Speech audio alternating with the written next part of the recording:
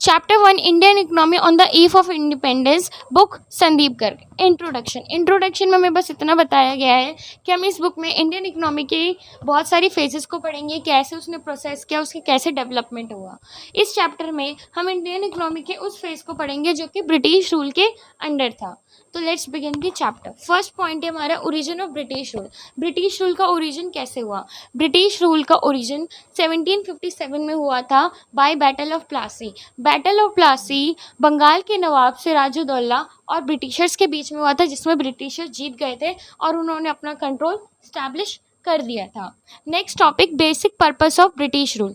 British rule का basic purpose क्या था? हम सब जानते हैं ब्रिटिश रूल का बेसिक पर्पस प्रॉफिट अर्न करना था। एक्चुअली ब्रिटेन एक ऐसे कंट्री है जहाँ पे एग्रीकल्चर पॉसिबल नहीं है, क्योंकि वो एक कोल्ड रीजन में आता है और कोल्ड रीजन में एग्रीकल्चर नहीं की जा सकती है, तो वहाँ पे बहुत सारी चीज़ों की शॉर्टेज थी। इस कारण से वो दूसरी कंट्रीज़ में गए और उन्होंने अपनी कंट्री की चीज़ों को फुलफ़िल करने के लिए दूसरी कंट्रीज़ को लूटा। वैसे ही वो इंडिया में आए थे और इंडिया में उनका लूटने का क्या मकसद था? क्योंकि यहाँ पे एग्रीकल्चर अच्छा है, कॉटन है, जूट है, इंडिगो है, स्पाइसेस हैं, हैंडीक्राफ्ट्स हैं। नेक्स्ट टॉपिक है हमारा low level of economic development under colonial rule. हमारा बहुत ही धीमी स्तर में, बहुत ही कम स्तर में डेवलपमेंट हुआ। इवन हम कह सकते हैं कि डेवलपमेंट हुआ ही नहीं, हम ऊपर से लॉस, नेगेटिव में चले गए। कॉलोनियल रूल का मतलब है एक ऐसा रूल जिसमें एक कंट्री दूसरी कंट्री के ऊपर रूल करती है। यहाँ पे रूलर कौन था? ब्रिटेन। और यहाँ पे कॉलोनियल कंट्री कौन थी? इंडिया। अब ब्रिटिश रूल के आने से पहले इंडियन इकोनॉमी कैसी थी? इंडियन इकोनॉमी बहुत ही प्रॉस्परस इकोनॉमी थी। प्रॉस्परस इकोनॉमी का मतलब है एक इकोनॉमी जो किसी के ऊपर डिपेंड नहीं करती, इंडिपेंडेंट है। इंडिया अपनी चीज़ों को खुद जनरेट करता था और खुद ही कंजर्व करता था, वो किसी के ऊपर डिपेंड नहीं करता था, इवन वो चीज़ों को एक्सपोर्ट करता था। दूसरी, इंडियन इकोनॉमी एक एग्रीग्रियन इकोनॉमी थी। एग्रीग्रियन इकोनॉमी का मतलब है ऐसी इकोनॉमी जो एग्रीकल्चर पे डिपेंड करती है। इंडिया एक ऐसी कंट्री थी जो विलेजेस में रहती थी और जिसकी 2/3 पॉपुलेशन एग्रीकल्चर करती थी। Third, Indian economy well known handicraft industry थी। यहाँ पे हैंडीक्राफ्ट की बहुत अच्छी अच्छी चीज़ें बनाई जाती थी और ये वर्ल्ड वाइड फेमस थी। अगर अब भी आप कोई ओल्ड टेम्पल जाओ तो आप वहाँ पे नोटिस करोगे कि वहाँ पे कितनी अच्छी अच्छी हैंडीक्राफ्ट, कितने अच्छे अच्छे डिज़ाइन किए गए हैं, जिससे आपको पता चलेगा कि पुराने टाइम के लोग कितने ज़्यादा टैलेंटेड थे। However during the British rule, अब ब्रिटिश रूल के टाइम पे उन्होंने क्या करा? ब्रिटिशर्स का सिर्फ एक पर्पस था, अपने लिए चीज़ों को जनरेट करना, अपनी कंट्री का वेलफेयर करना। उन्हें किसी और की कंट्री से कोई लेना देना नहीं था। उन्होंने सबकी कंट्री को लूटा, वैसे ही उन्होंने इंडिया को भी लूटा। नेक्स्ट टॉपिक है हमारा low level of national income and per capita income. British rule के टाइम पे हमारी जो नेशनल इनकम और पर कैपिटा इनकम थी वो बहुत ज़्यादा कम थी और उन्होंने कभी इसे निकालने की कोशिश भी नहीं करी। लेकिन कुछ इंडिविजुअल्स थे जैसे Dadabhai Naoroji, Britisher William Digby, Findlay Shirras, VKRV Rao and RC Desai, जिन्होंने national income and per capital income को निकालने की कोशिश करी। लेकिन जो सक्सेसफुल रहे वो थे डॉक्टर राव, जिन्होंने national income and per capita income को बखूबी निकाला और उनके निकालने का तरीका बहुत ही ज़्यादा अच्छा माना गया। लेकिन स्टडीज़ में ये पाया गया जो हमारी नेशनल इनकम है वो 2% से भी कम की रेट पे बढ़ रही है और जो हमारी पर कैपिटा इनकम है वो 0.5% की ग्रोथ पे है, जो कि बहुत कम होती है, इवन ये नेगेटिव में चली जाती है। नेक्स्ट टॉपिक है हमारा एग्रीकल्चर सेक्टर। ये सारी बातें आप जानते हो, बस आप इस बुक में पढ़ रहे हो। हमारी इंडियन इकोनॉमी एग्रीकल्चर पे डिपेंड करती है। 85% पॉपुलेशन विलेजेस में रहती है, 2/3 पॉपुलेशन एग्रीकल्चर करती है।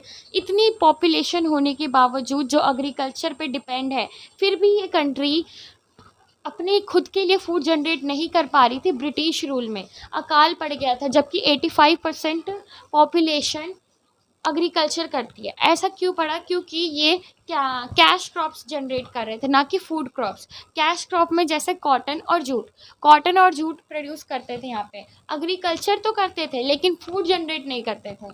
ये हमेशा बेकार फालतू की चीज़ें जनरेट करते रहते थे और वो भी ब्रिटिशर्स के लिए। ये सारा माल ब्रिटेन चला जाता था। नेक्स्ट टॉपिक है हमारा main reasons for stagnation in agriculture sector. Agriculture sector को कैसे लॉस हो गया जबकि इतना अच्छा हमारा एग्रीकल्चर सेक्टर था। पहला रीज़न है land settlement system. Land settlement system जिसे ज़मींदारी सिस्टम भी कहा जाता है, जिसे कॉलोनियल गवर्नमेंट यानी ब्रिटिशर्स लेकर आए थे। इसमें ब्रिटिशर्स ने बहुत ज़मींदारों को डिवाइड कर दिया था। ज़मींदार अपनी ज़मीन को रेंट पे देते थे फार्मर्स को, जिसके लिए फार्मर्स उन्हें रेंट देते थे। इस रेंट को लगान कहते थे। लगान का कुछ पार्ट ज़मींदार ब्रिटिशर्स को दे देते थे। यहाँ पे ब्रिटिशर्स ने ज़मींदार को खुली छूट दे रखी थी कि वो अपनी मनपसंद का कितना भी लगान ले सकते थे। इस पे ज़मींदार बहुत लगान लेते थे और एक फ़िक्स रेट ऑफ लगान ब्रिटिशर्स को दे देते थे। इससे ब्रिटिशर्स भी खुश थे, ज़मींदार भी खुश थे, पिसा फार्मर्स। ज़मींदार और ब्रिटिशर्स ने फार्मर्स के लिए कुछ नहीं करा, उनका मेन मोटिव था लगान कलेक्ट करना। नेक्स्ट है commercialisation of agriculture. Commercialisation of agriculture ने भी हमारे एग्रीकल्चर सेक्टर को बहुत ज़्यादा लॉस प्रोवाइड किया। कमर्शलाइजेशन ऑफ एग्रीकल्चर का मतलब है, पहले जो हमारी इंडियन इकोनॉमी थे, फार्मर्स खुद के लिए चीज़ों को प्रोड्यूस करते थे। उनके पास एक छोटा सा खेत होता था जिसमें वो खुद के लिए चीज़ों को उगाते थे और अपनी फैमिली, उनकी फैमिली ही उस चीज़ों को कंज़म्प करती थी। लेकिन अब वो दूसरों के लिए चीज़ों को उगाने लगे, मतलब बेचने के लिए। ऐसा कारण था, इसका कारण ये था कि ब्रिटिशर्स उन्हें हाई रेट देते थे ताकि वो फूड क्रॉप की जगह कैश क्रॉप उगाए। अब वो फूड ग्रेन्स की जगह कैश क्रॉप यानी कॉटन और जूट उगाते थे, जिसके लिए ब्रिटिशर्स उन्हें पैसे देते थे। इस प्रोसेस से फार्मर के पास पैसे तो आ जाते थे, लेकिन इंडिया में फूड ग्रेन्स उगते ही नहीं थे। फार्मर पैसे लेकर मर जाते थे, उनके पास खाने आते ही नहीं थे, क्योंकि किसी दुकान में खाना बचता ही नहीं था।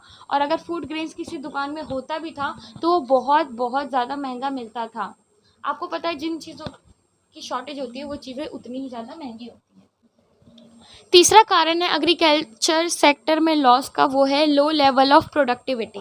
बहुत ही ज़्यादा खेती होती थी लेकिन प्रोडक्शन बहुत ही कम होता था, क्योंकि हमारे पास अच्छी टेक्नोलॉजी नहीं थी, इरिगेशन फैसिलिटी नहीं थी और फर्टिलाइज़र्स का यूज़ नहीं होता था। ऐसा इसलिए होता था क्योंकि फार्मर्स के सारे पैसे लगान को देने में चले जाते थे और वो ये सारी चीज़ें नहीं खरीद पाते थे। और कभी भी ज़मींदार और ब्रिटिशर्स ने इन चीज़ों पे ध्यान नहीं दिया, उनका इंटरेस्ट सिर्फ लगान को कलेक्ट करने का। इस कारण से सारे फार्मर्स फूड क्रॉप्स की जगह कैश क्रॉप्स में चले गए, जिस कारण से अकाल होने लगा।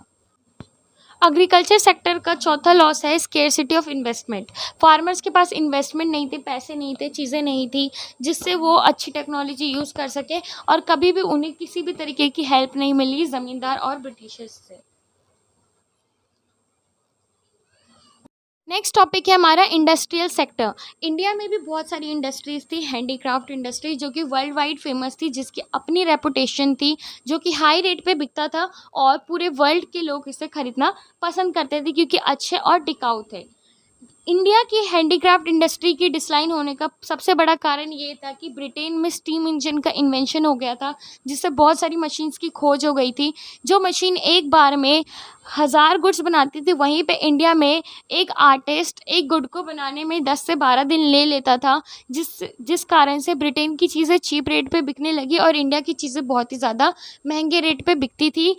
इसमें इंडिया को बहुत ज़्यादा वर्ल्ड में एक्सपोर्ट और इंपोर्ट करने में बहुत ज़्यादा रेट ऑफ इंटरेस्ट भी लगाया जाता था, लेकिन ब्रिटेन के ऊपर खुली छूट थी कि वो इंपोर्ट करे या एक्सपोर्ट करे, उनके ऊपर कोई इंटरेस्ट, कोई ड्यूटी चार्ज नहीं लगेगा, जिससे वो अपनी प्रोडक्ट को चीप में बेचने लगे और लोग उनके प्रोडक्ट को ज़्यादा खरीदने लगे और इंडिया की इंडस्ट्री डिक्लाइन होने लगी। इंडस्ट्रियल सेक्टर का पहला डिक्लाइन होने के कारण है deindustrialisation, decline of handicraft industry. यहाँ पे इंडस्ट्रीज़ बंद हो गई और ब्रिटेन ने इस कारण रोक भी लगा दी यहाँ पे कि अब कोई भी मॉडर्न हैंडीक्राफ्ट इंडस्ट्री यहाँ पे इस्टेब्लिश नहीं होगी। ब्रिटेन का ये करने का मोटिव ये था कि उन्हें चीप रेट पे रॉ मटेरियल चाहिए था और दूसरा उन्हें इंडिया में भी अपना फिनिश गुड बेचना था। दूसरा कारण है adverse effects of decline of handicraft industry. Handicraft industry के डिक्लाइन होने पे यहाँ पे आर्टिस्ट बहुत ज़्यादा अनएम्प्लॉयड हो गए, जिस कारण से वो एग्रीकल्चर सेक्टर पर डिपेंड होने लगे, जिस कारण से एग्रीकल्चर सेक्टर में बहुत ज़्यादा वेटेज हो गई। दूसरा, import of finish goods. India अब इंडिपेंडेंट की जगह डिपेंडेंट कंट्री बन गया। अब वो फिनिश गुड्स का इंपोर्ट करने लगा, जहाँ वो पहले एक्सपोर्ट करता था। तीसरा, lack of capital goods industries. India में कैपिटल गुड्स इंडस्ट्रीज़ की भी शॉर्टेज थी। कैपिटल गुड्स इंडस्ट्रीज़ वो इंडस्ट्रीज़ होती है जो कि दूसरी इंडस्ट्रीज़ के लिए कैपिटल गुड्स यानी औजार, मशीन, ये सारी चीज़ें प्रोवाइड करती थी। तो ये सारी चीज़ें यहाँ पे नहीं थी, इस कारण से यहाँ पे कोई इंडस्ट्री स्टैब्लिश नहीं हो पाती थी। चौथा, low contribution to gross domestic product. जो जीडीपी थी हमारी वो भी बहुत ही कम रेट से बढ़ती थी, यानी लोगों के पास पैसा नहीं आता था, बहुत ही कम पैसा आता था। इस कारण से उनके पास इतना पैसा कभी आया ही नहीं कि वो अपनी खुद की इंडस्ट्री कभी चला सके। पांचवा है limited role of public sector, यानी पब्लिक इंडस्ट्रीज़ भी बहुत कम आती थी। लेकिन जो इंडिया में एक इंडस्ट्री, जो पब्लिक इंडस्ट्री स्टैब्लिश हुई वो थी टिस्को, जो कि जमशेदपुर यानी बिहार में स्टैब्लिश हुई थी, जो कि आज टाटा इंडस्ट्री के नाम से फेमस।